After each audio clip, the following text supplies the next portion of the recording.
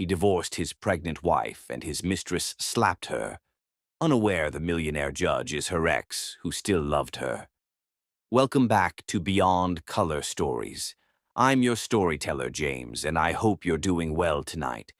May peace, love, and blessings always fill your hearts, and may your nights be calm and your dreams sweet. Friends, I have to be honest with you. Sometimes it hurts me deeply when you watch the stories but don't comment, like, or share. It makes me feel invisible, and I might even quit storytelling if you don't show me your love. If I disappear from your bedtime, it would be with a broken heart, never to return. But tonight, with all my heart, I'm bringing you a story, maybe one of the last ones I tell. So let's hold hands with fate, feel every emotion, and dive right into the story. Let's begin. Clara was only 25, a breathtakingly beautiful black woman with glowing brown skin, soft eyes that once carried the sparkle of hope, and a heart that still longed for dreams that life never allowed her to chase. But as she sat in the grand yet suffocating mansion, she knew with a painful certainty that her life was no fairy tale. Instead, it was a carefully crafted trap laid out by her own stepfamily, who saw her not as a daughter or a sister, but as a pawn, a bargaining chip they could exchange for wealth and power. And that was how she found herself tied in marriage to Willie, a man of immense wealth but a heart colder than the marble floors she walked on. And from the very first night of their union, she realized she was nothing more than an unwanted presence in his world, an accessory he was forced to accept, never once a wife he wished for, never once a woman he cherished, but merely a burden he carried with disdain.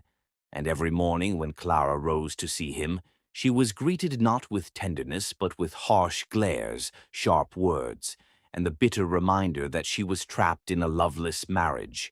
She often wondered how her life spiraled so quickly, how the same girl who once dreamed of laughter-filled evenings, love-filled mornings, and a family built on respect ended up here, locked in a golden cage where every luxury felt like chains, and every wall reminded her of captivity. And worse, she carried within her womb a child, 5 months growing, a tiny heartbeat that gave her the strength to survive, but also tied her down when escape felt impossible. Because even though Willie despised her, even though he humiliated her, she couldn't abandon the life inside her. She couldn't leave her child vulnerable, and so she endured, swallowing her tears day after day, telling herself she had to hold on a little longer.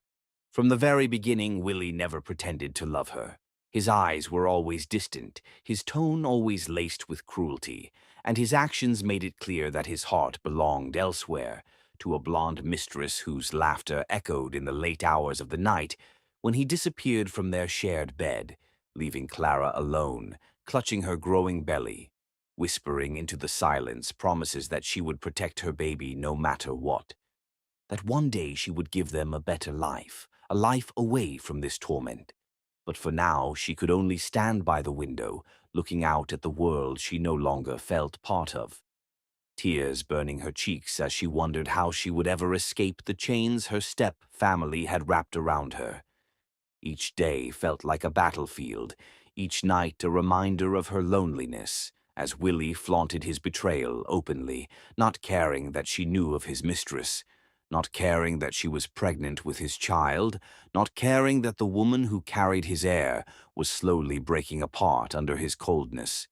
And when Clara tried to speak, when she tried to express even a fragment of her pain, he silenced her with cruel remarks, calling her weak, calling her unworthy, making her question her own value, until she learned to swallow her words, hide her tears, and pretend she was made of stone, though inside she was shattering into pieces too small to gather again. But still Clara carried herself with quiet dignity, dressing with grace, holding her head high even when her soul was crumbling, because she wanted her child to feel strength through her. She wanted her unborn baby to know that their mother fought for them, that their mother never gave up. And in those quiet hours when she pressed her hand against her stomach, she whispered, "You're not alone, my love. I will protect you." And those whispers became her lifeline, the only comfort she had when the world around her drowned her in cruelty.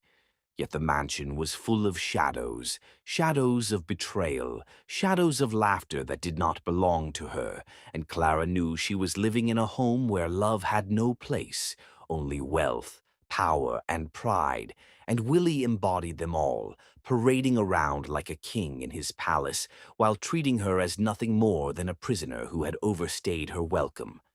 And with each passing day, Clara's fear grew, because she knew deep down that men like Willie didn't just walk away quietly, they crushed what they couldn't control,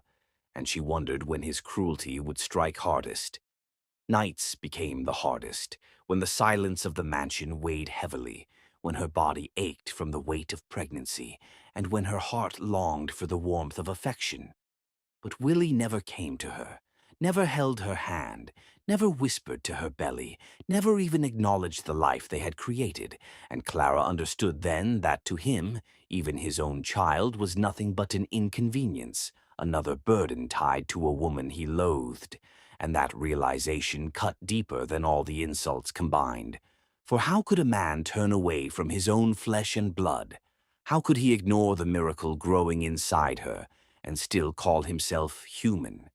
Each day Clara's strength was tested, each morning a battle between despair and determination.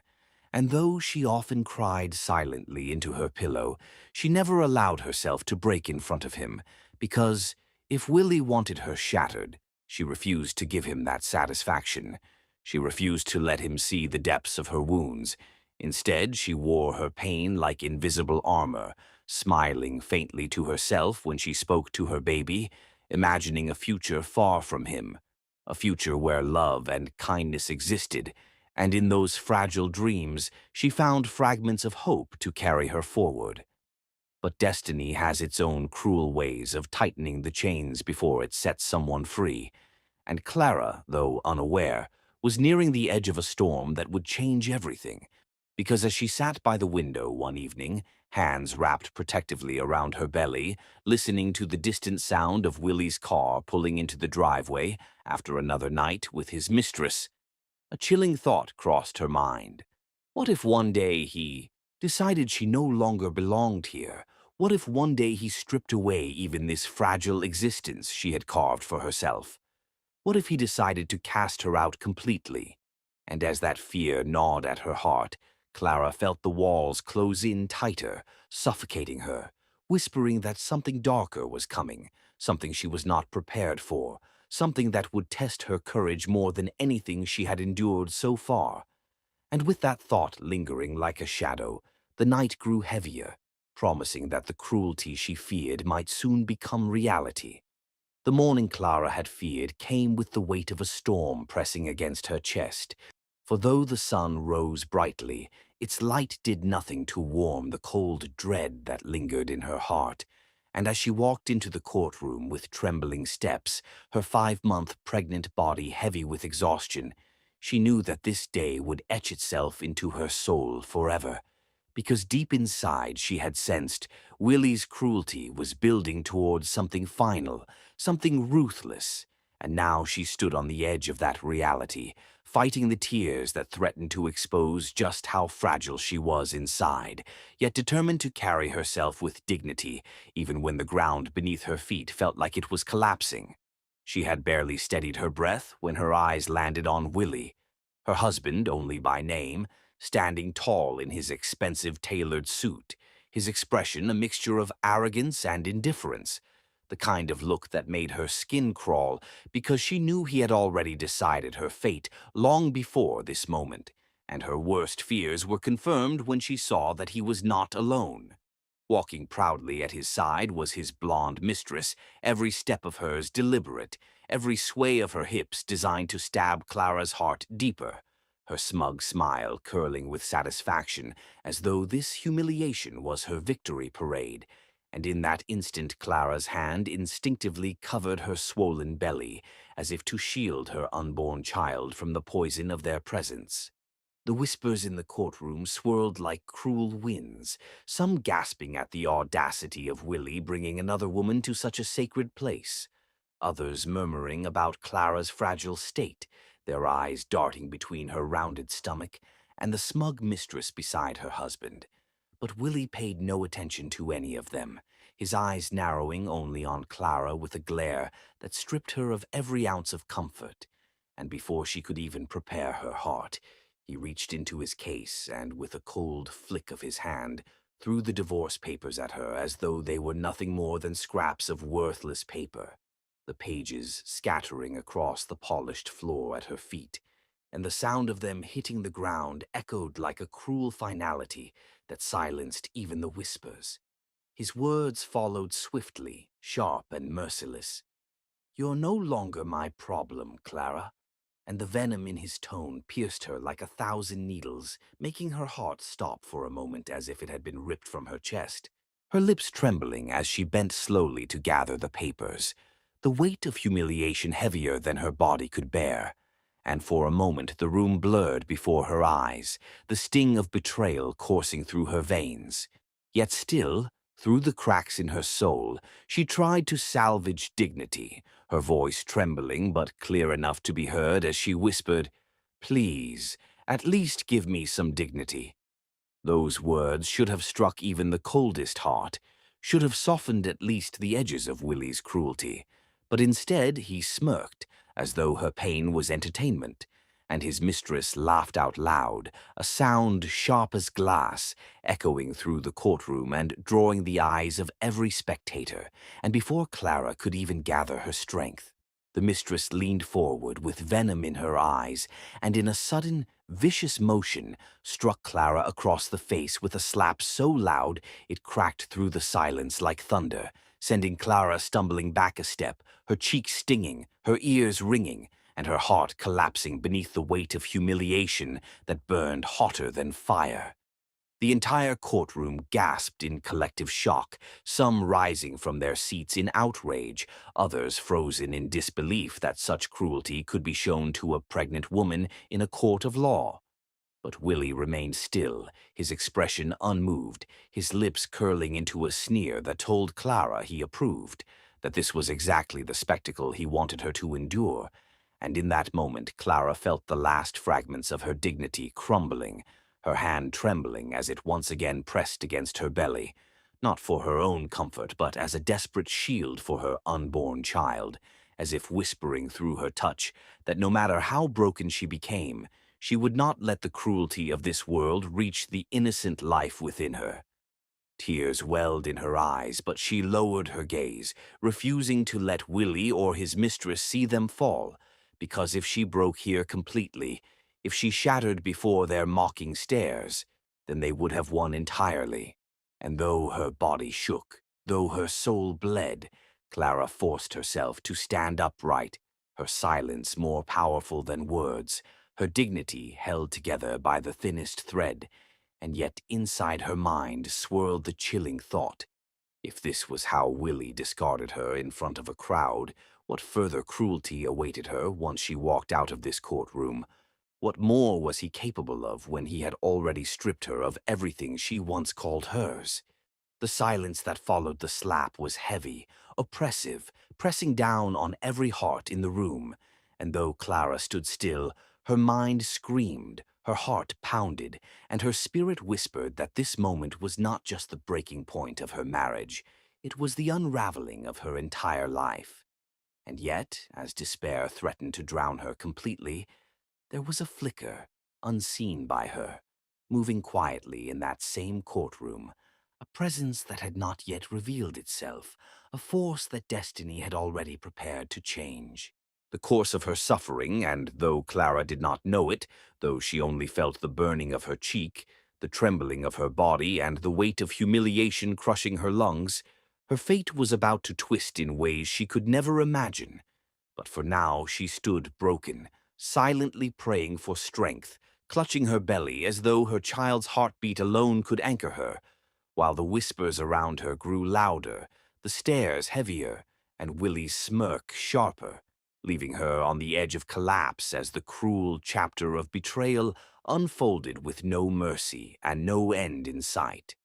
And yet, just when it seemed the world had conspired entirely against her, the doors of the courtroom creaked open with a sound that pierced the tension, drawing every eye to the figure who had just entered, a figure whose presence alone carried authority. And though Clara's gaze had not yet risen to meet it, destiny had already shifted the ground beneath her feet, promising that this storm would not end in silence. The courtroom, still tense from the sting of Clara's humiliation, fell into an eerie silence as the heavy oak doors creaked open and the sound of polished shoes echoed across the marble floor, each step commanding attention until the towering figure of Judge Mr. Rebirth emerged, his robe flowing behind him like the weight of justice itself. And though many had seen him preside over cases with a cold, ruthless authority that could silence the boldest of men, none expected the storm of emotions that would ripple across his sharp features the moment his gaze landed on Clara, who stood trembling near the bench, her swollen belly rising and falling with every uneven breath, as though even air refused to enter her lungs without pain. And in that suspended instant his heart stuttered violently against his ribs, because after 9 long years of emptiness, after countless nights spent searching records, revisiting old places, and battling the hollow echo of her absence, there she was, the woman who once carried all his dreams in the curve of her smile, the woman whose laughter he once swore could cure the sharpest sorrow, the woman stolen from him not by chance, but by the cruel interference of her family who had torn them apart and delivered her into a loveless fate. And his lips parted involuntarily as a name slipped out in a voice cracked with disbelief, yet drenched in yearning. Clara! And at the sound Clara's head jerked up, her eyes swollen from tears, her cheeks still red from the slap, and in them flickered a ghost of recognition that seemed to tremble between hope and fear, as though she could not trust her own senses. And the courtroom froze, lawyers pausing mid-sentence, the audience stiffening, even Willie's mistress tightening her smirk in nervous disbelief.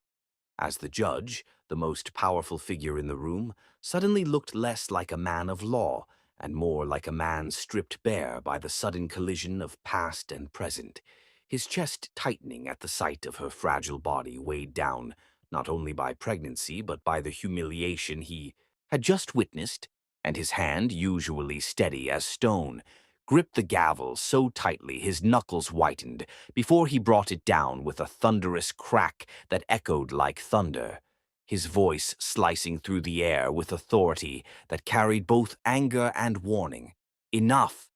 This courtroom will not tolerate such cruelty.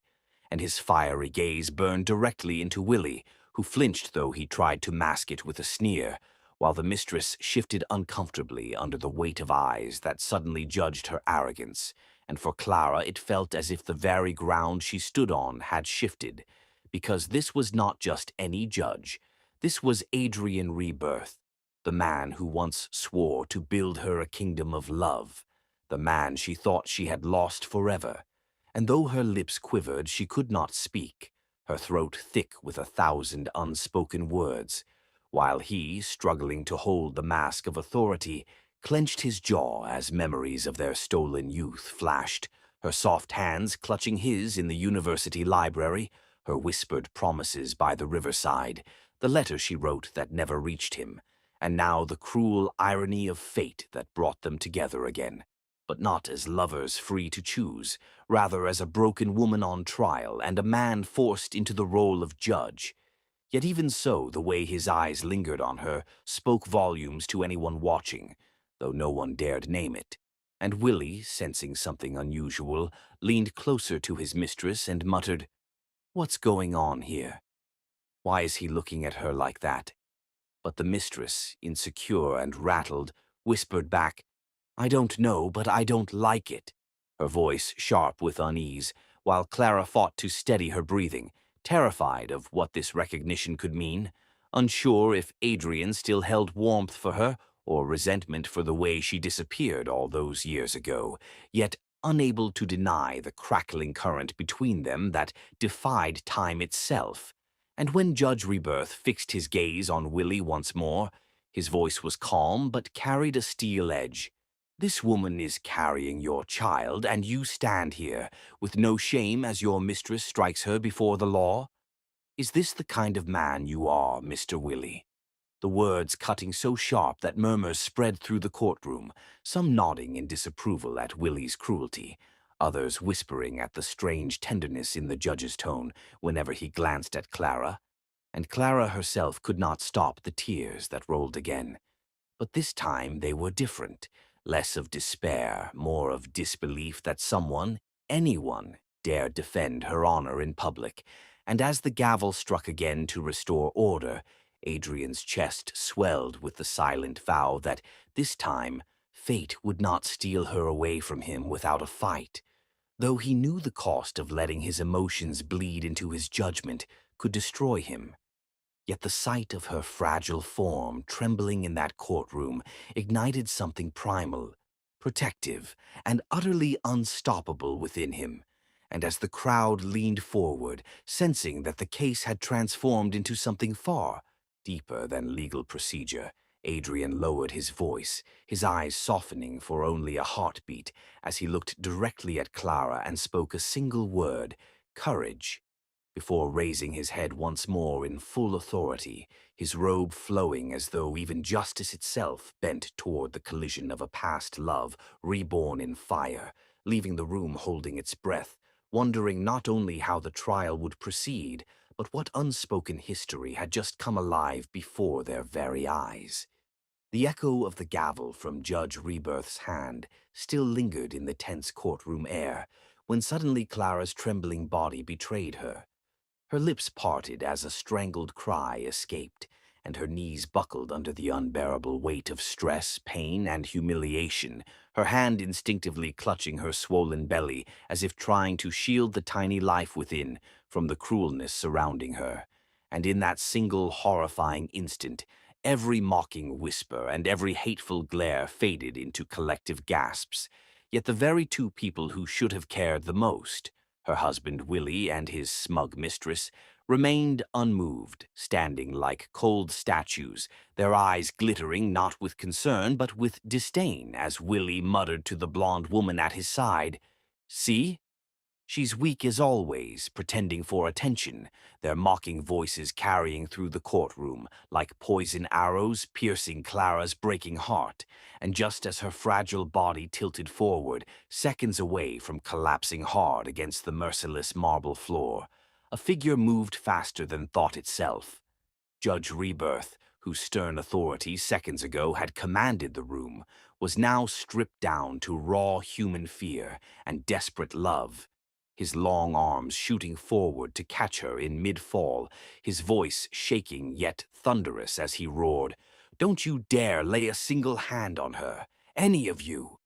The command reverberating through the chamber, silencing whispers, silencing mockery, silencing the cowardice of those who had stood watching. And as he gathered Clara's fainting form into his arms, the world seemed to blur for him, her head lolling weakly against his chest, her shallow breaths trembling against his shirt, her tears soaking into his skin. And in that moment he felt as though time had rewound 9 long years, transporting him back to the boy who once loved this woman more than life itself. Except this time she was not the vibrant girl he remembered, but a broken, exhausted soul carrying not only the weight of betrayal, but also the fragile promise of a child, his child or not. He did not care, and he could not, he would not, lose her again. So with every ounce of his strength he swept her up effortlessly in his arms, striding toward the exit, ignoring Willie's bitter scoff and the mistress's venomous hiss of, "Let her go, she's just faking." Because to him their words were nothing but the empty cries of guiltless wolves, and as he carried her out past stunned lawyers, gossiping journalists, and shocked spectators, his heartbeat pounded in his ears louder than the chaotic murmurs, a rhythm of fear, of anger, of long-buried love. and he whispered against her temple as if she could still hear him. "Hold on, Clara. Don't leave me again. Not like this. Not now." While his legs carried him with swift precision toward the waiting ambulance that had been called by a trembling court officer, the cold air outside hitting his face like a slap, reminding him that this was no nightmare but a cruel reality unfolding in his very arms, and once inside the ambulance he refused to let her go, sitting rigid on the seat with her head nestled against his chest, his hand pressed protectively against her swollen stomach as if he could guard the unborn child from the storms of fate, while paramedics worked frantically around him, checking her pulse, setting up oxygen, asking questions he barely registered because his eyes never left her pale face, her lashes damp with tears, her lips parted in pain, her entire being fragile yet unbearably precious. And he swore silently, fiercely, that this time he would not let her slip away. This time he would not fail her as life had before, and as the sirens wailed through the city streets carrying them toward the hospital, Willie and his mistress trailed behind in their luxury car, their faces twisted with fury at the sudden loss of control, the mistress snapping, "Why is he interfering?" She was supposed to be humiliated, not rescued, while Willie gritted his teeth, trying to mask his panic at the thought of a powerful judge standing against him. But inside the ambulance, all that mattered was the rhythmic beeping of machines, keeping track of Clara's fragile condition, every dip of the monitor, stabbing Judge Rebirth's chest like a dagger, his hand trembling but never loosening its hold on hers, whispering words only meant for her ears. "I'm here now. I won't let them hurt you anymore."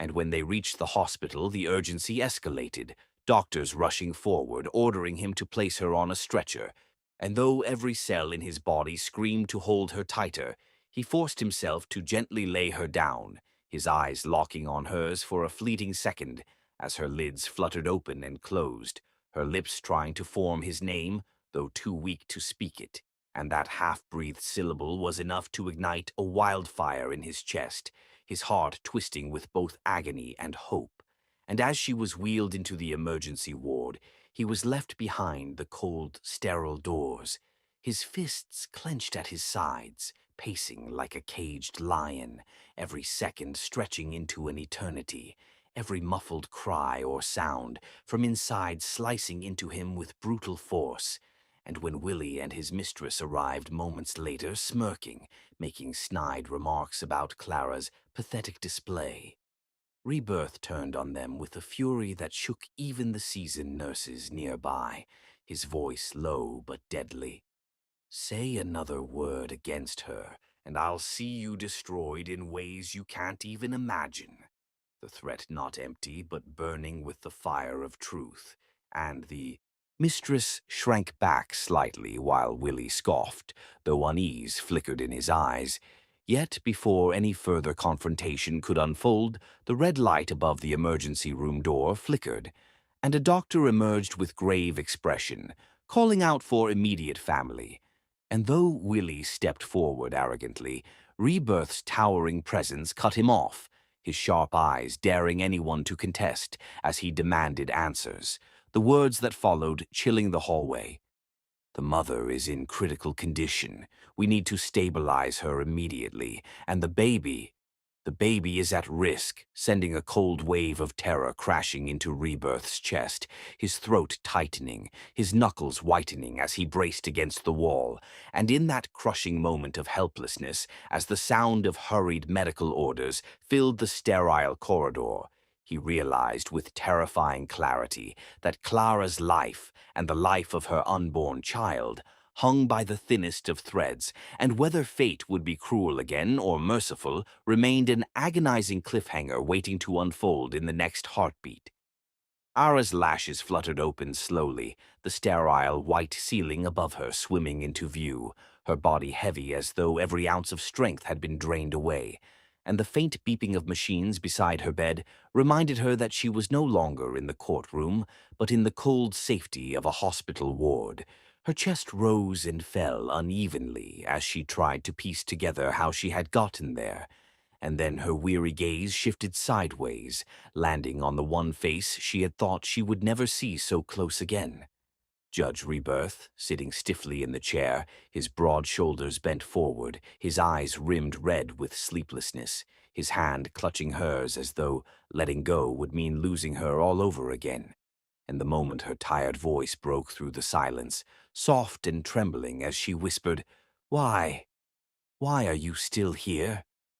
His head snapped up, his eyes meeting hers with a mixture of relief, sorrow, and something far deeper than pity. His lips parted, his voice low and hoarse, as though it had carried 1,000 unshed words. "Because I still love you, Clara. I never stopped." And at those words, time seemed to freeze for her, because for so long she had buried the memory of his love beneath layers of pain, betrayal, and the forced chains of a cruel marriage. Yet now those chains rattled violently as his confession cracked the walls she had built around her heart.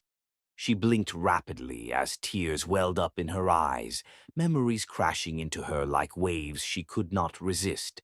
Memories of their college days, of him waiting outside her lectures just to walk her back to her dorm, of the way his laughter had been her safe place when the world seemed unkind, of the secret notes he would slip into her books, reminding her she was brilliant and beautiful, of the promises whispered under starlit nights when he swore she was the only woman he would ever love. And suddenly she felt the ache of what she had lost, what had been stolen from her by hands too cruel to let her choose her own path. Her lips quivered as she whispered through the lump in her throat, Do you know what they did to me? Do you know the torment I've lived through all these years?" And though her voice was barely audible, every word struck him like a blade, his fingers tightening around hers as though he could somehow transfer his strength to her, urging her to speak the pain she had hidden in silence for so long. Clara's chest heaved as tears streamed down her temples, her voice cracking as she confessed, "Willie, the man who calls himself my husband, he never loved me, not even for a day. From the very first night, he made me feel like nothing but a burden, a punching bag for his anger, a body for his cruelty. He insulted me, mocked me, raised his hands on me, and every time I cried for mercy, my stepfamily told me to endure it, that I had no choice, that it was the price I had to pay for being born under their roof. They forced me into his arms, into his cruelty, and I was too broken to fight back." Judge Rebirth's jaw tightened, his throat working as he struggled to hold back the storm raging inside him, because hearing her pain was worse than enduring his own. His fists trembled, though he did not release her hand, and his eyes, usually so calm and commanding in court, now glistened with tears that betrayed the depth of his anguish, his voice barely steady as he rasped, "Clara, why didn't you come to me? Why did you suffer all this alone? You should have known I would have fought for you, against anyone, against the world if I had to."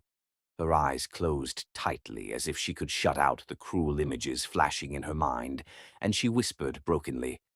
"I thought you'd forgotten me, that you moved on, that you no longer cared. And when they forced me into that marriage, I told myself to survive, even if it killed me inside, but I never stopped loving you, Rebirth. Never. Not for a single heartbeat." And her voice cracked fully as a sob tore from her chest. For a moment, silence enveloped the ward, heavy and suffocating, broken only by the sound of her sobs and the hum of the machines, until she drew in a shaky breath and added, her words like shards piercing his soul, "But now I am broken beyond repair. Because I am pregnant with his child, I carry the blood of the man who destroyed me, and I don't know how to live with that truth." At those words, Judge Rebirth froze as if the ground had opened beneath him, his heart sinking under the weight of her confession, his knuckles white as he gripped her hand, his breath unsteady as the image of her carrying another man's child clawed at his chest, threatening to rip apart the hope he had been holding on to, Yet when he looked at her fragile face, pale and weary, her lips trembling, her eyes pleading for something she didn't dare name, he felt his love rise stronger than his pain, and he refused to let go. Slowly, deliberately, he lifted her hand to his lips, pressing a kiss against her knuckles, with a reverence that made her heart stutter, his voice trembling yet unyielding as he swore, "I don't care, Clara. I don't care whose blood runs in that child's veins, because it is yours too, and you are the only one I have ever loved, the only one I will ever love. I will stand by you, no matter what, no matter how broken you think you are, because to me, you are not broken. You are the strongest, most beautiful woman I have ever known, and I swear on everything I am, I will never let you suffer alone again."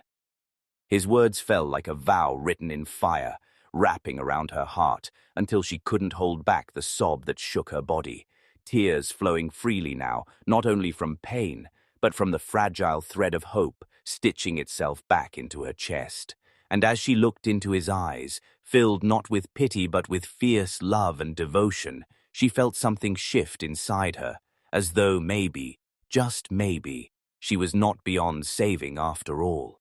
But even as warmth flickered between them, a shadow lingered in the corners of her mind, because she knew Willie would not let her go so easily, and her step-family, greedy and merciless, would stop at nothing to tighten their grip on her life. Danger still loomed, waiting to strike again. And as the monitors beeped softly beside her,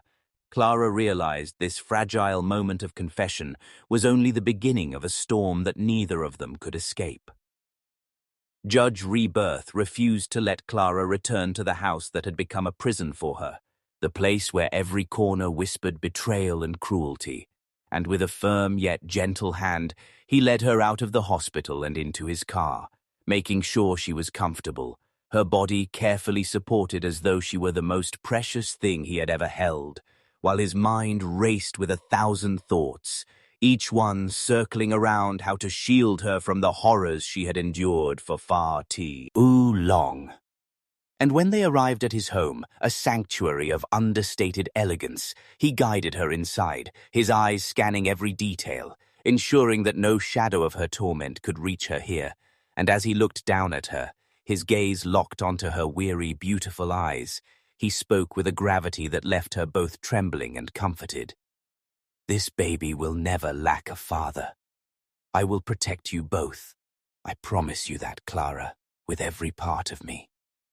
Her chest tightened at the weight of his words, a mixture of hope and fear twisting inside her. For she had been taught all her life that protection was a lie, that love was a luxury she could never afford. Yet in his presence, in the quiet strength radiating from his every movement, she felt a flicker of something she hadn't dared feel in months. Safety, warmth, and the fragile stirrings of trust. And though guilt pressed heavily against her heart, reminding her of her past failures and the child growing inside her, his steady hand on her shoulder, the firmness in his voice, and the unwavering determination in his eyes slowly began to melt the barriers she had built around herself, allowing a small, trembling spark of relief to bloom. That night, for the first time in months, she fell asleep without the trembling fear that had haunted every moment of her days and nights, her body finally resting in a way that had been impossible under Willie's constant scrutiny and abuse. And Judge Rebirth stayed beside her, watching over her like a silent sentinel, his mind refusing to allow even the smallest harm to reach her. While outside the home, the world continued as it always had, cruel and indifferent, and though she was safe for now, the possibility of another threat lingered like a shadow, a tension that made every small sound, every knock, every footstep outside, cause her heart to skip with unease. In the mornings, she would awaken to the smell of freshly cooked meals, each plate carefully prepared by Judge Rebirth himself, ensuring that she was nourished, that the baby she carried was cared for, and each moment of this simple, tender attention reminded her that kindness could exist, that love could be patient, thoughtful and unwavering, and she began to realize that perhaps she could exist in this world without fear, that perhaps she could allow herself to feel joy again. Yet even as these moments of peace and warmth accumulated, the specter of Willie and his mistress loomed large in the recesses of her mind, each day filled with the quiet anxiety that they would strike again, that their cruelty had not been quenched, that their schemes to hurt her were still brewing in silence. And every time the phone rang, or the mail arrived, or a shadow passed by a window, Clara's pulse would quicken with the familiar rush of dread, the tension never fully leaving her as she reminded herself that her freedom was still fragile, her safety still dependent on the vigilance of the man who loved her with a fierceness she had never known. Slowly, day by day, Judge Rebirth's presence became a balm to her bruised heart. His gentle gestures, the soft brush of his fingers against hers, the quiet laughter when they shared a memory, the whispered reassurances in the dark, rebuilding the trust and connection that had been torn apart years ago. Yet every shared smile, every lingering look, every delicate touch carried with it a tension, a fear that it could be ripped away at any moment by the cruel forces still outside their haven. And Clara learned once more to feel, to hope, to breathe, even as a part of her remained vigilant, scanning the horizon for the next sign of threat. Even the quietest moments at home were not free of suspense. A sudden car outside, a knock at the door, a whisper of news about Willie's relentless pursuit, each brought a small jolt of fear, a reminder that their world was not entirely safe, that the sanctuary they had built could be tested at any moment, and Judge Rebirth, aware of her constant anxiety, would pull her close, pressing his lips to her hair, murmuring promises of protection, of vigilance, of love that would not waver even in the face of danger. And as she felt his warmth envelop her, her fears began to recede slightly, though never entirely, for she had learned too well that the cruel world never rested, and that her peace was always conditional, temporary, and fragile. The house itself became a cocoon of tentative safety, each room infused with the sense of care he poured into it, the smallest details, soft blankets, warm lighting, familiar books placed where she could reach them, offering reassurance, a structure for life that she had not known for months. And yet the outside world was a constant threat, a shadowed presence in every quiet moment, whispering that her torment had not ended. That danger lurked still, and Clara's thoughts often drifted to Willie, imagining the schemes he might be concocting, the plans to reclaim control, to humiliate her once more. And each night she slept with one eye open in her mind, her hand over her belly, a silent vow to protect the life growing inside her, even as Judge Rebirth held her close, promising, always promising, that nothing would harm them. And slowly, very slowly, the old love between them began to rekindle, fragile yet undeniable, in stolen glances across the table, in the warmth of his hand brushing hers, in the quiet laughter they shared in moments of privacy. And Clara allowed herself to feel again, to hope again, to imagine a life where she could finally be free of fear, even as the tension of potential threats lingered, a constant reminder that happiness was never simple and that love, though healing, would always exist alongside the shadow of the cruelty she had escaped, a duality that made each tender moment with Judge Rebirth sweeter, more precious, yet edged with the knowledge that they had not yet won, that the storm was still gathering beyond their walls, and that every smile, every laugh, every soft touch was a fragile victory against the relentless march of those who had sought to break her spirit. Clara felt the night wind caress her face as she stepped onto the balcony, the silver glow of the moon reflecting on the tear-streaked plains of her cheeks, her heart heavy with memories of betrayal and suffering, the weight of her past pressing against her chest like a stone. And before she could shiver from either the cold or the flood of memories, Judge Rebirth appeared silently behind her, the familiar presence of him grounding her in a way that no one else had managed for years, and he wrapped a soft, warm blanket around her shoulders, his fingers lingering gently, brushing against her skin with a tenderness that sent shivers down her spine, a shiver not from the cold, but from the surge of emotions she had tried to suppress for so long. And he leaned close, his breath brushing against her hair as he whispered in a voice low, firm, and filled with care, "You're not alone anymore." And in those few words, Clara felt a wave of relief crash over her. But at the same time, a surge of shame and fear gripped her heart, reminding her of the cruel years, of the forced marriage, of Willie's relentless cruelty, and of the unborn child she stood there trembling under the blanket he had wrapped around her, his hand still resting lightly on her shoulder. She felt the fragile beginnings of trust begin to bloom again, a trust so long buried under fear and heartbreak that she could hardly recognize it, and she leaned into him just slightly, feeling the steady strength of his chest beneath her forehead, the warmth of his body radiating reassurance into her very soul. And even as her pulse raced, a part of her wanted to retreat, to hide from the intensity of the emotions threatening to sweep her away. But he did not push. He simply held her, his eyes telling her without words that she was safe, that she was wanted, and that she had been, always, the woman he had loved beyond reason. And over the following days, the bond between them grew in quiet, profound ways, unspoken yet undeniable, in every gentle touch, every lingering gaze, every soft word spoken in the moments when the world outside their sanctuary seemed far away, and the first time she allowed herself to smile genuinely in weeks. He caught her hand in his, squeezing it lightly as if to reassure her that joy was not forbidden, that love could exist again even after so much suffering, and each shared meal, each soft conversation, each evening spent sitting together quietly reading or simply enjoying the presence of the other, deepened the connection between them, knitting their hearts together in a tapestry of trust, care, and renewed affection.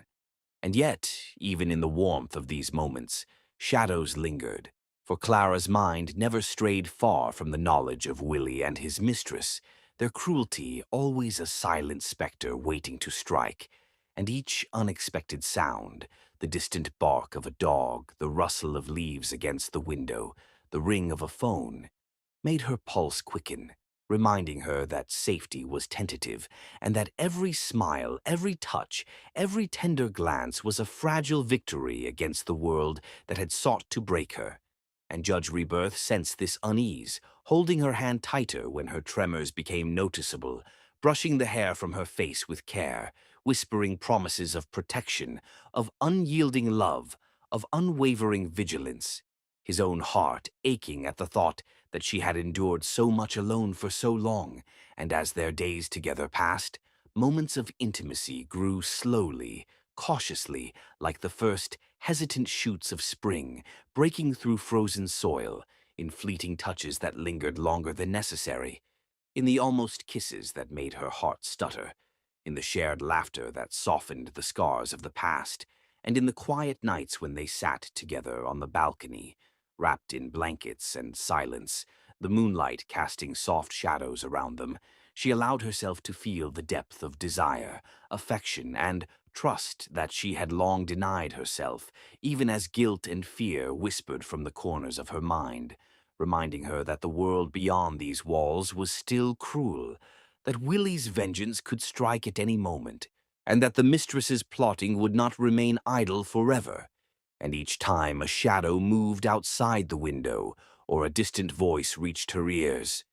Clara's breath hitched, a shiver running through her, and Judge Rebirth would immediately respond, drawing her into his embrace, pressing gentle kisses to her hair and whispering again,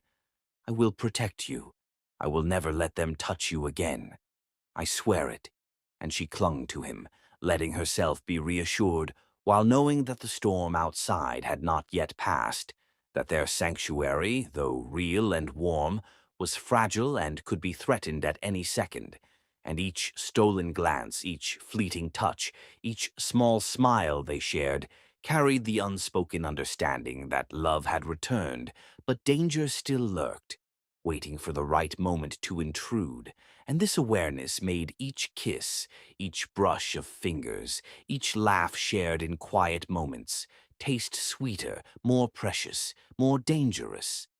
And in the nights when she felt particularly vulnerable, she would rest her head against his chest, feeling the steady beat of his heart beneath her ear, and she would whisper silent prayers, not just for their safety, but for the courage to face whatever Willie and his mistress might unleash. And Judge Rebirth, sensing the unspoken fear in her every breath, would tighten his arms around her, pressing soft kisses to her temple, murmuring that she was safe, that he was there, that they would face every threat together. And slowly, through these acts of care, vigilance, and affection, Clara began to understand that she could love again without fear, that her heart could heal while still remaining cautious, that the fire between them, though fragile and delicate, could grow stronger with patience, trust, and tenderness. And as each day passed, that fire did indeed grow, in the soft warmth of mornings spent together, in the gentle conversations that stretched into evenings, in the laughter and tears shared side by side. And yet, even as their love deepened, even as her heart began to feel lighter for the first time in years, she could not ignore the persistent gnawing of dread in the back of her mind, the reminder that Willie's cruelty had not ended, that the mistress still schemed, and that their fragile haven could be shattered at any moment, leaving her once again vulnerable and alone, and with each whispered word of comfort, each brush of fingertips, each unspoken vow exchanged in the quiet of their home. Both Clara and Judge Rebirth understood that the battle for her heart, her safety, and her peace was far from over, that love, though rekindled, must always contend with the shadows still lurking beyond their walls, and that the flame growing between them, beautiful and undeniable, was also a target for the cruel world that had tried to destroy her for so long. And yet, despite this, they held on to each other, knowing that every moment of tenderness, every laugh, every shared glance was a defiance against the darkness that sought to engulf them, a promise that no matter the storm, no matter the danger, the love they were nurturing would burn brighter than fear, stronger than cruelty, and more enduring than the shadows of the past, a flame that refused to be extinguished, no matter what Willie and his mistress might attempt. And as Clara leaned into him that night, the moonlight casting silver across their entwined figures, she felt, for the first time in years, that even in the presence of lurking danger, even with the memory of past pain, she was not alone, that love had returned, and that together they would face whatever storm awaited them beyond their fragile sanctuary. Judge Rebirth could not shake the image of Clara's trembling figure, the way her hands clutched her belly in fear, the fragile curve of her body that had endured months of torment at the hands of Willie and his cruel mistress. And he knew in that moment that words alone would never suffice, that promises of protection were not enough. He needed tangible proof, undeniable evidence that could ensure her safety and deliver justice for the horrors she had endured. And so he set himself into action with a focused determination, contacting the most discreet and capable investigators he knew, men and women who could gather the truth without alerting Willie or his accomplice, who could capture every act of cruelty, every harsh word, every physical shove, every mocking glance, and every malicious smile that had marked Clara's days under their oppression. And for weeks, he coordinated the efforts from behind the scenes, ensuring that every camera, every recording device, every witness statement was carefully obtained, catalogued, and preserved. While all the while, Clara, though slowly regaining her sense of trust and safety in his presence, could not entirely escape the shadow of fear that Willie's possible retaliation cast over her heart, and each night she lay in her room, feeling the baby move, and whispered silent prayers that the evidence would be enough to protect them, that no loophole would allow her tormentor to escape justice, and that the cruel mistress who had humiliated her at every opportunity would finally face the consequences of her actions, while Judge Rebirth, sleepless and relentless, pored over every recording, every transcript, every witness account, knowing that each detail could be the key to dismantling the web of abuse that had ensnared Clara for so long. And he felt a storm of rage and determination, the memory of her tears and the slap across her face in the courtroom, igniting a fire within him that fueled his every action, as he meticulously compiled the evidence into a dossier so thorough that no argument, no defense, no manipulation could undermine it. And when the first set of recordings was delivered to him, clips of Willie berating Clara, raising his hand in anger, pushing her against furniture, mocking her swollen belly, while his mistress laughed cruelly and mocked her pain. His jaw clenched, his heart pounding in both fury and protective instinct, and he knew beyond a shadow of doubt that this was the moment where the balance of power could finally shift, that Clara would no longer be a victim hidden behind the walls of fear, but a woman defended by the truth. And each time he watched the footage, he felt a mixture of sorrow for what she endured and hope for the justice that was coming. And when he finally presented the compilation to Clara, her body trembled, her hands covering her face as tears rolled down her cheeks, the memories of humiliation and fear rushing back in a tidal wave. But his hands were on hers immediately, warm and steady, his voice firm yet gentle as he whispered, "They will pay. I promise you, Clara, I will not let them harm you again." And the reassurance, the unwavering commitment in his eyes, began to give her courage, a strength she thought had been lost forever. And she slowly lifted her gaze to meet his, finding in his expression the reflection of her own determination, the sense that together they could face anything, that this time she would not be alone, that justice was not just a dream but an impending reality. And even as she allowed herself this glimmer of hope, a small shiver of fear ran down her spine, for she knew that Willie and his mistress were dangerous, cunning, and unscrupulous, and that their awareness of this investigation, if discovered, could mean retaliation at any moment. And Judge Rebirth, reading the concern in her eyes, pressed his lips briefly to her temple, whispering again, "I will not let them touch you. No matter what they try, we are ready for them." And as they stood together, reviewing the evidence, he reached out to a trusted human rights organization, submitting every recording, every witness testimony, every photograph, and every piece of proof in meticulous detail, ensuring that the law would be on Clara's side, that the world would see the truth, that the cruel acts of Willie and his mistress could no longer hide in shadow or denial. And as the files were handed over, Clara's pulse raced, not only with fear, but with a cautious hope, for she could finally imagine a life where she would be safe, where her child would grow without the weight of cruelty pressing against it, and where the balance of power was tilting toward justice. Yet even in this moment of relative peace, her mind refused to quiet completely, for she sensed that the moment they thought themselves untouchable would be shattered, that the storm of confrontation was approaching, that Willie's pride and anger would not allow him to sit idle while his humiliation was recorded and exposed. And Judge Rebirth, feeling the tension coiling around her like a shadow, wrapped his arms around her, pressing his forehead against hers, and whispered, "Whatever comes, we will face it together.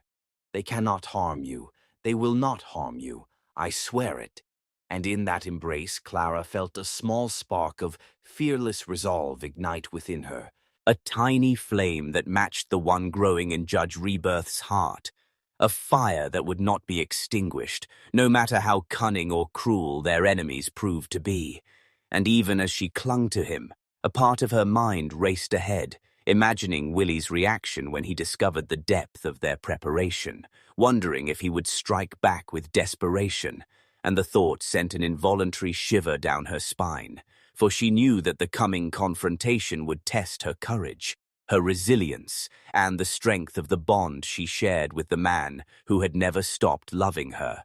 And as Judge Rebirth kissed her forehead, holding her tighter, she realized that love and justice were intertwined, that her safety and her freedom were no longer abstract concepts, but tangible realities within their reach, that the walls were indeed closing in on Willie and his mistress. And yet, because of their cunning and unpredictability, the tension of the coming storm made every heartbeat more pronounced,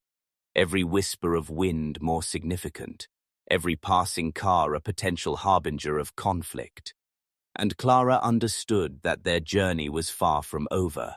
that danger still lurked, that love and justice would demand courage and patience, and that in the quiet moments between fear and hope, the flame of their love and determination burned brightest, ready to illuminate the darkness before them and ensure that Willie and his mistress could never again control, harm, or humiliate her, and that the storm they were about to face would reveal the true strength of their bond, the unyielding power of justice, and the undeniable force of love that refused to be silenced or destroyed. The morning of the courtroom battle arrived with a tense stillness that seemed to press down on Clara's chest, each step toward the grand doors of the courthouse carrying the weight of months of suffering, fear, and the faint, fragile glimmer of hope that this day would finally bring justice. And as she entered the room, the cold, polished floors reflecting her careful, measured steps, she felt the presence of Judge Rebirth beside her,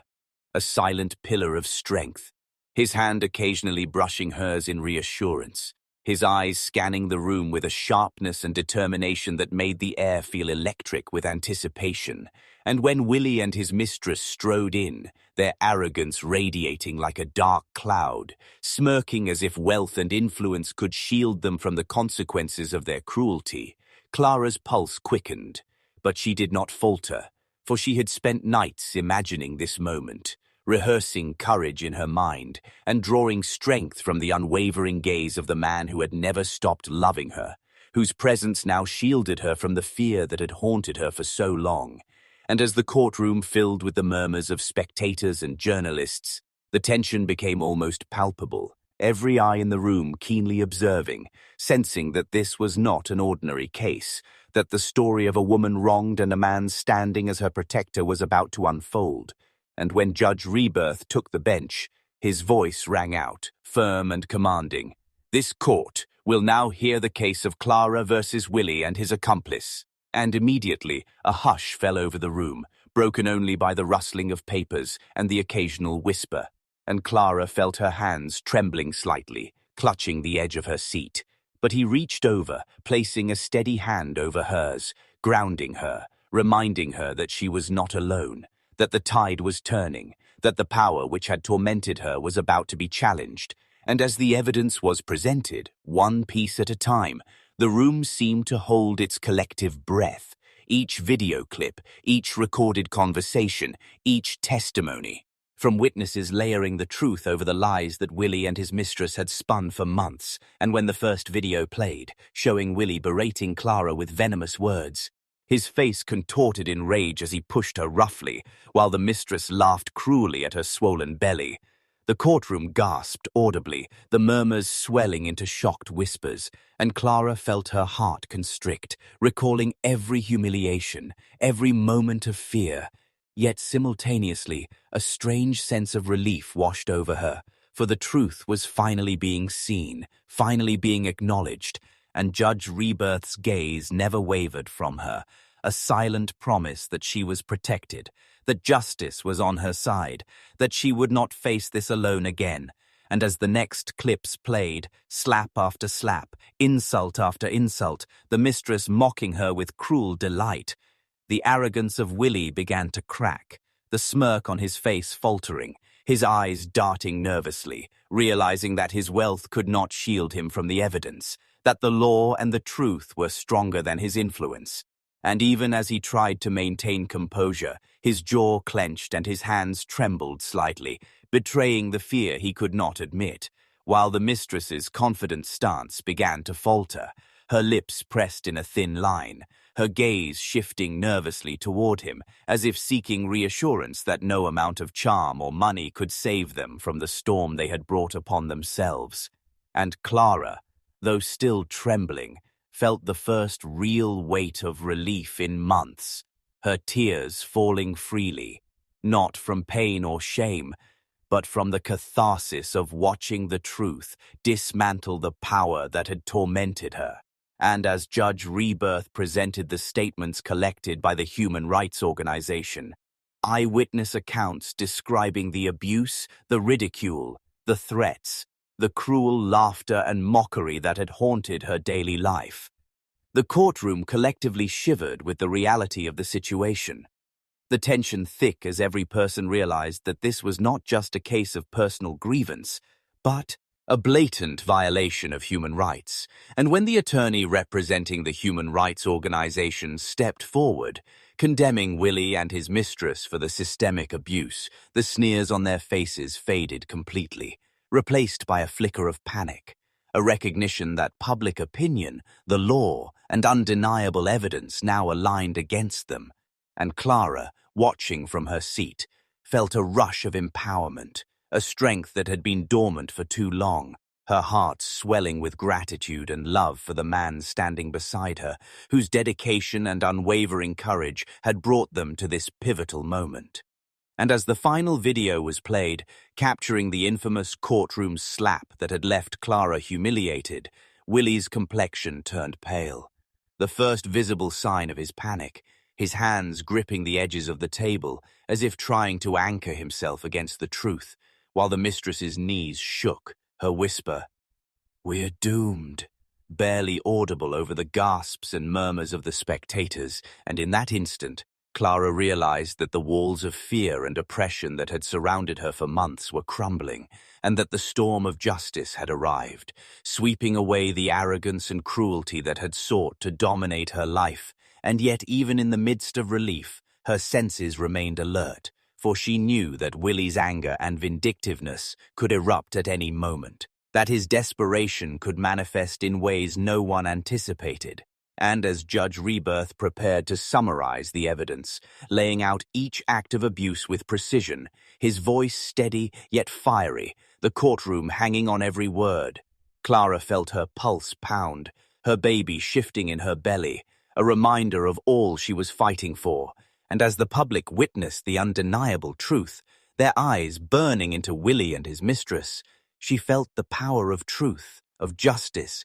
and of love combine into a foe worse more powerful than fear. And even as her tears continued to fall, they were no longer tears of weakness, but of liberation, of witnessing the fall of those who had tried to crush her spirit. And she knew in that moment that her life, though still fragile, was entering a new chapter, one where she would not be alone, where the man who had loved her all these years would be her shield, her partner, and her defender, and where finally the scales of justice would tip in favor of the innocent, the wronged, and the brave, setting the stage for a reckoning that Willie and his mistress would never forget. And Clara's heart, though still cautious, began to swell with hope, knowing that this battle, so long fought in shadows and silence, was reaching its rightful conclusion, and that the next steps, though uncertain, would be faced together,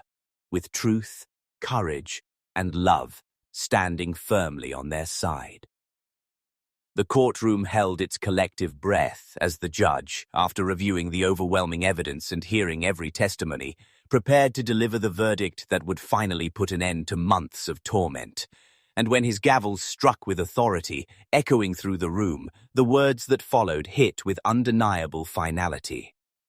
Willie and his mistress were found guilty of abuse, cruelty, and violations of human rights, and the courtroom erupted into a mix of gasps, whispered affirmations, and applause as the weight of justice settled over Clara, who sat quietly, her hands trembling on her lap, her heart pounding as relief began to seep slowly into her very bones, a sensation she had not known in years. the heaviness of fear and humiliation lifting gradually like a fog clearing to reveal sunlight after an endless night. And as Willie's face paled, the realization of his downfall etched in every line of his expression. His mistress clung to him momentarily, their arrogance now shattered, their power gone, their pride broken by the very evidence they had thought to suppress or dismiss. And as they were escorted out of the courtroom, heads hanging in disgrace, the spectators could not help but feel a sense of triumph, a collective acknowledgement that truth had prevailed,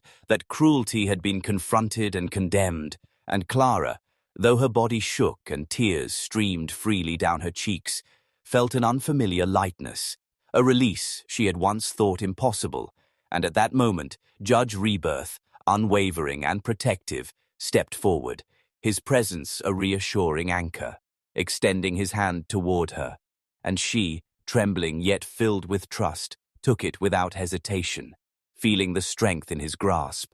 the promise that she would no longer be alone, that the shadow of fear had finally been lifted. And when he whispered softly, almost reverently, "It's over. You're free now," Clara's defenses broke entirely, and she collapsed into his embrace, the sobs escaping her in a flood of pent-up emotion, tears that were not only for the suffering endured, but also for the freedom she had almost stopped believing could exist.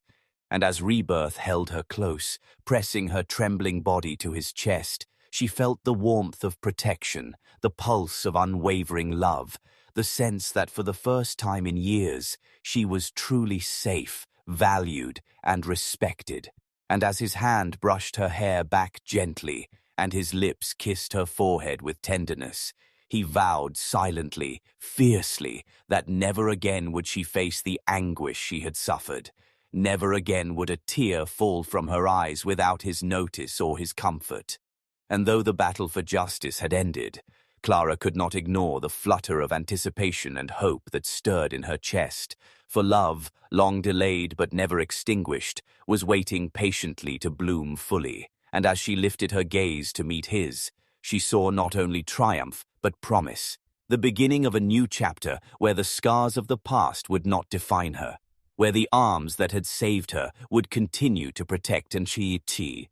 cherish her, and where the bond between them, strengthened through trials and unspoken understanding, would grow into a love deeper and more consuming than either had dared to imagine. And yet, even in this moment of relief and joy, there remained a whisper of tension in the back of her mind, the acknowledgement that life could still bring unexpected challenges, that vigilance was necessary even when the storm had passed, that the freedom she now felt could be threatened if she let down her guard.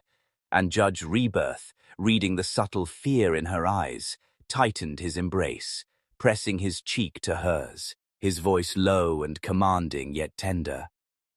"Nothing will harm you, Clara. I will see to that." And in his words, she found the courage to allow herself to breathe, to smile through tears, to feel the first stirrings of joy in months, the realization that the long months of fear, abuse, and helplessness had led to this pivotal moment where she was not just saved but vindicated, where her strength and patience, however tested, had not been in vain. And as the courtroom slowly emptied, spectators lingering to witness the finality of justice,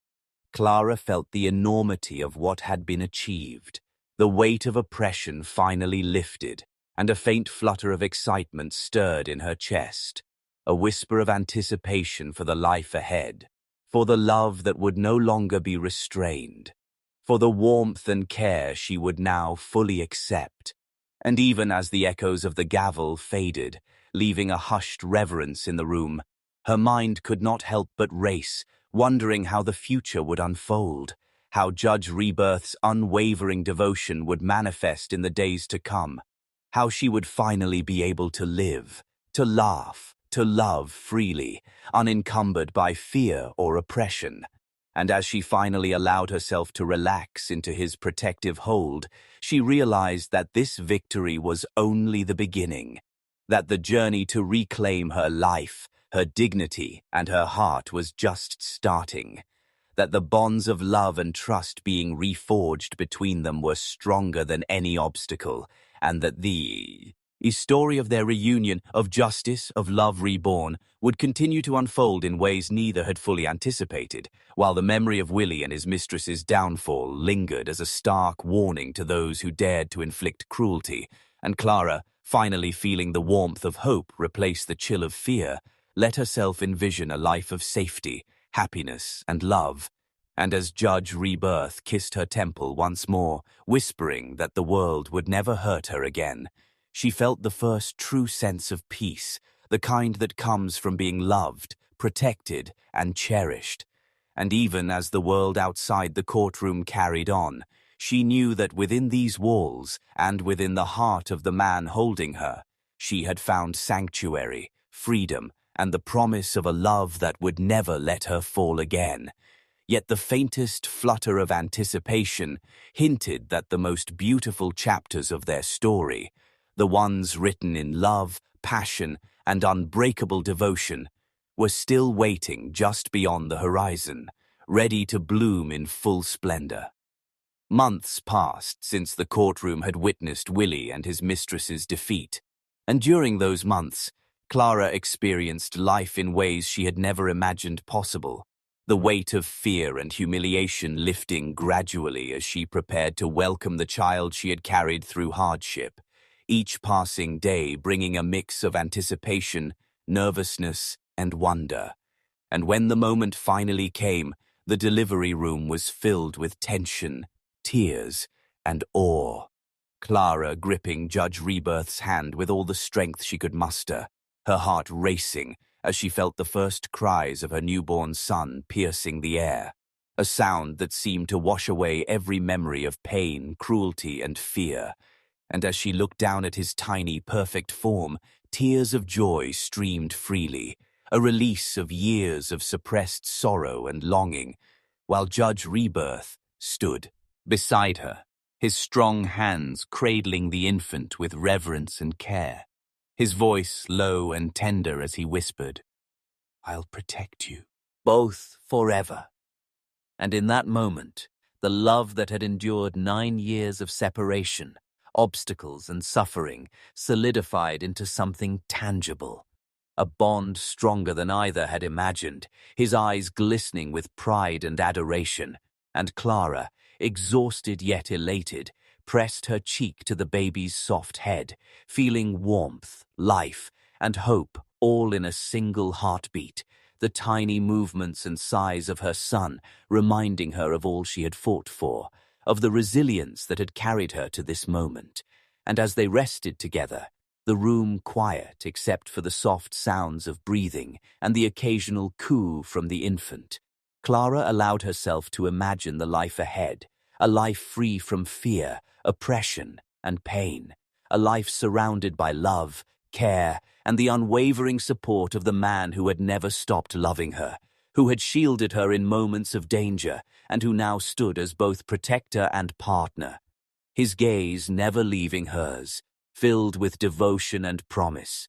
And in the following weeks, as they returned home together, settling into the warm embrace of their new life, the love between Clara and Judge Rebirth deepened with each passing day, small gestures becoming monumental, a hand on her back as she slept, a soft brush of lips against her forehead as she nursed their child, quiet whispers in the night promising safety, devotion, and passion, their connection flourishing in ways neither had dared to dream. And soon after, in a moment of profound intimacy and hope, Judge Rebirth placed a ring on Clara's finger, a symbol not just of their union, but of the resilience, love, and unwavering faith that had carried them both through years of separation, abuse, and longing. And the preparations for their wedding became a celebration not just of ceremony, but of survival, of love rekindled and triumph over adversity. As the day arrived, Clara felt a sense of nervous excitement, a fluttering in her chest that mingled with joy, and as she entered the room filled with laughter, Flowers and family gathered in admiration of their journey. The weight of past pain seemed to melt away entirely, leaving only warmth, anticipation, and happiness. And as Judge Rebirth waited at the altar, his eyes never leaving hers, she felt the culmination of 9 years of longing, heartache, and devotion coalesce into a single breathtaking moment. Their vows exchanged with sincerity and depth, words laced with promises of protection, respect, passion, and endless love. And as the officiant pronounced them husband and wife, the room erupted into cheers and applause. Yet for Clara and Rebirth, it was a quiet, intimate connection, a private understanding that their journey, though public in its hardships, had finally found its completion in the union of their hearts. And as they walked hand in hand through the aisle, the sun catching the tears of joy on Clara's cheeks, she felt like a queen, cherished, respected, and adored. And that night, their wedding night, unfolded like a dream long deferred but now fully realized. The room soft with candlelight, the scent of flowers mingling with the quiet intimacy of the moment, Rebirth's hands exploring her gently, each touch filled with reverence and desire, their lips meeting in a kiss that was both tender and fiery, a culmination of passion restrained for years. And as they came together, sharing whispered words of love, reassurance, and longing, Clara felt a sense of belonging she had never known. Every fear and doubt dissolved in the warmth of his embrace, and for the first time in her life she was fully seen, loved for her soul, her spirit, her very being, not just her beauty or her body. And as their night unfolded in layers of passion, laughter, and gentle murmurs, the bond between them strengthened, sealing a love that had survived cruelty, distance, and hardship. And as dawn broke, painting the sky with golden hues, Clara rested against Rebirth's chest, their son sleeping peacefully in a nearby crib. A vision of the family they had fought so hard to protect, and she felt a profound sense of gratitude and peace, the knowledge that the tears, the fear, and the suffering had led to this ultimate reward, a life filled with love, devotion, and joy. And as Rebirth whispered softly, brushing her hair from her face, "I will never let a tear fall from your eyes again,"